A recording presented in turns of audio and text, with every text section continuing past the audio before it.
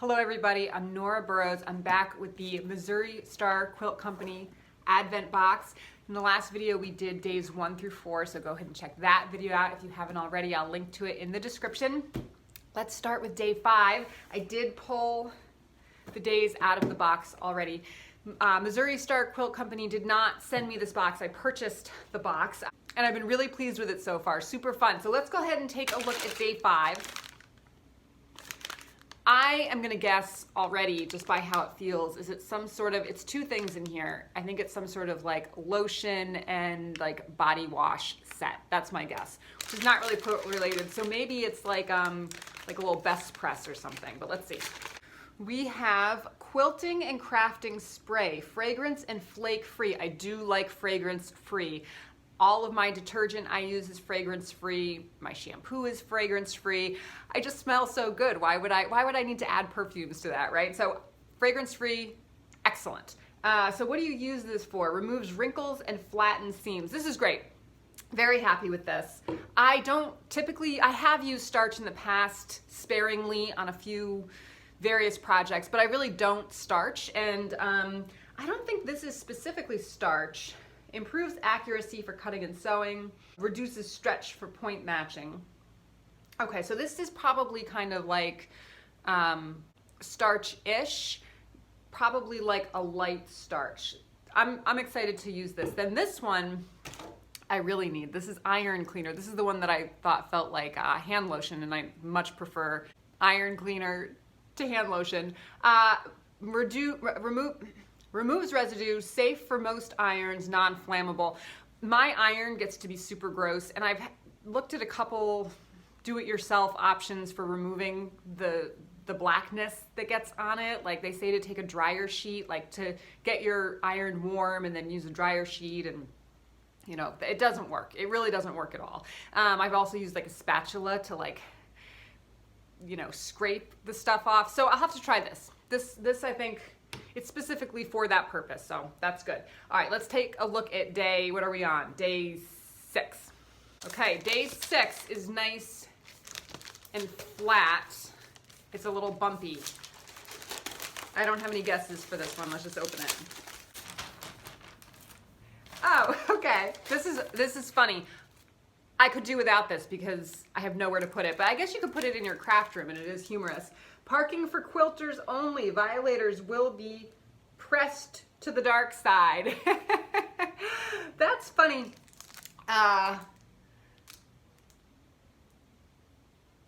You know, I don't have a quilt or craft room. I mean, I do have an attic space where I store some of my stuff, but I don't know.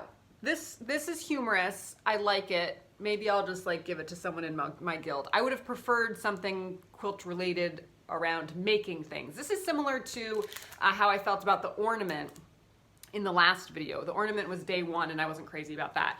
But let's keep going. We're on day 7. Now day 7 feels a little squishy, but it doesn't feel like fabric. And it feels a little hard, squishy and hard. Okay, now this is an embroidery hoop set. I think this is what she was talking about. I had mentioned in the last video that that Jenny had said in a little video that she did about this box that not everything was quilt related, and I was kind of not so enthusiastic about that because I really don't want to do anything except quilt. But I actually am kind of happy with this one. I don't know how to do embroidery, and you can add embroidery elements to your quilts. That's something that I really want to do. I mean, you could even take this little thing that you end up making and add it as a quilt block, right? So this to me, even though it's embroidery and not technically like a quilting craft, I think it is technically a quilting craft. So I'm excited about that. And the images, it looks like it has a little duck, sewing machine, scissors, and then the Missour Star logo. Well, let's open it up.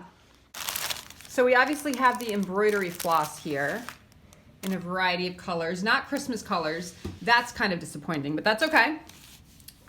I think that these are like the Missour Star colors, which makes sense for their branding. Then we have the hoop. I do have one of these hoops. You know, if you really get into this, my guess is it's good to have more than one hoop because you can have more than one project going at a time.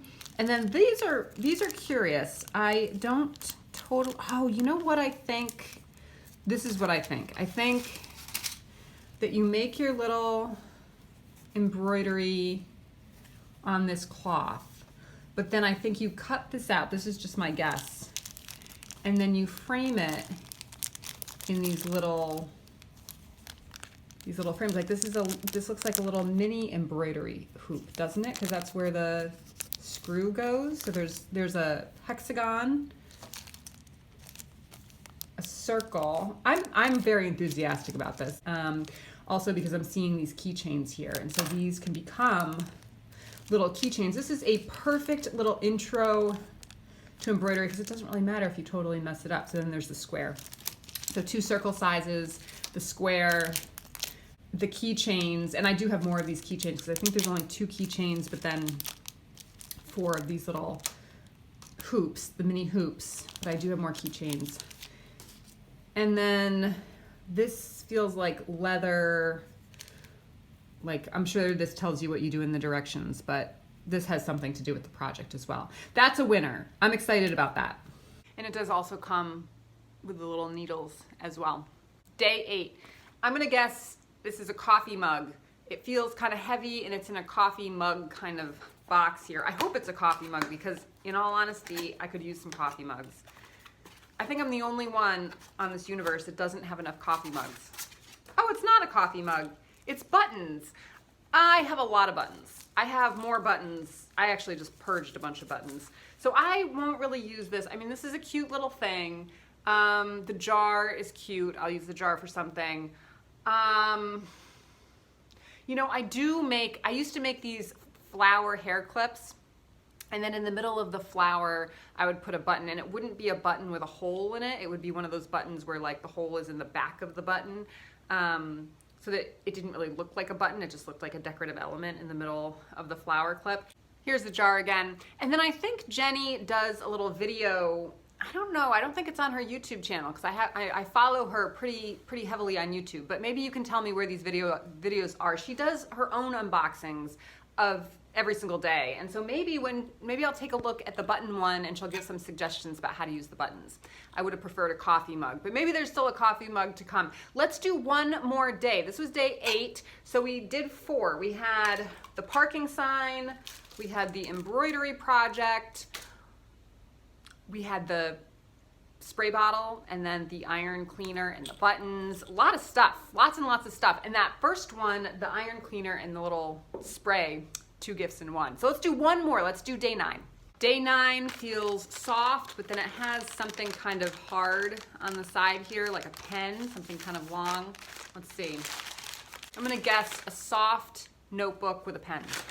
I was only a tiny bit right. So it comes with a little pencil, and it is a Roxanne's Quilter's Choice.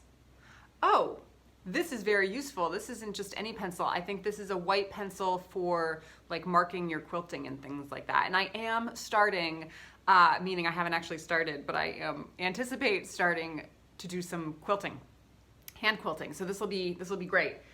You can like mark your dark fabric and stuff with it too, I think. And then we do have dark fabric. Okay, you know what? I think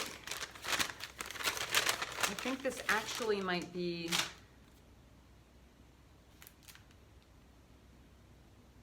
this is something that all ties together, because you have the dark fabric, you have the white pencil. I see. I think this tells you where I got it. Okay, let me open this up. I'll tell you what you do. I think you open up this paper and then you mark where the button goes on the dark fabric with your pencil. These are little holes. Can you see my hand in the back? No, but these are holes that go all the way through the paper in the middle of each of the colored circles. So you would take your fabric, your dark fabric, and this doesn't feel like quilting cotton to me. This is like a very light canvas. Maybe they call this like home deck fabric, I think, but it's probably like a 1/4 yard of that. And then you place the template on top of the dark fabric, mark with your white pencil each of those spots, and then you sew on the buttons and make it into a pillow. I am not doing that. I don't understand embellishments on pillows because with a pillow, I use my pillows. So the pillows on the couch, they're not really decorative. Like I use them, I sleep on them when I fall asleep in front of a movie. In my bedroom, the decorative pillows on my bed, you know, a lot of times I'm leaning up against them. They're not just decorative. I don't see the point in decorative pillows. I have decorative pillows that are utilitarian that I use. So putting something like buttons on them is not very like cozy. Like the embroidery would be very cozy on a pillow, but not the buttons. So I'll have to be creative. I mean, this is fabric that I can use for like a bag. It's like the home deck fabric, so that's great. And then this, I mean, visually, this is super cool. You could do something with this. Like, what if you did some sort of embroidery? Like what if you put your white pencil on the dark fabric through each of these holes, and then with like white embroidery floss, connected all the holes or something? Like, what would that look like? I wonder. It might look really weird and unfortunate, but it might be super cool. I don't know. So I'll think about it. And then, you know, I wonder if they have instructions in here on how to make the pillow, because that would be useful. I'm not really highly informed on how to make pillows. Anyway. Thank you for joining me. Don't forget to subscribe. I'll see you next time. Bye.